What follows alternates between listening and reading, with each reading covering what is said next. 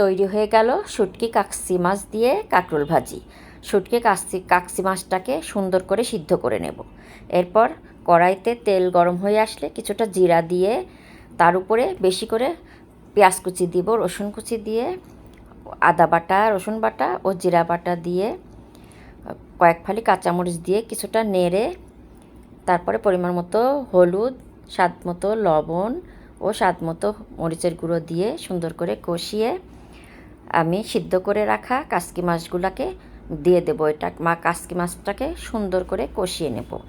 এটাকে সুন্দর করে কষিয়ে আমি আগে থেকে কেটে রাখা আলু ও কাঁকরোলগুলোকে একসঙ্গে দিয়ে ভালো করে কাকসি মাছটার সঙ্গে কষিয়ে সিদ্ধ করে নেব। সুন্দর করে কষানো সিদ্ধ হয়ে আসলে লাস্টের দিকে কয়েকটা ফালি টমেটো দিয়ে ও ধনিয়া পাতা দিয়ে সুন্দর করে নেড়েচেড়ে আমার তৈরি হয়ে গেল কাঁকরোল ভাজি। বন্ধুরা, কেমন হয়েছে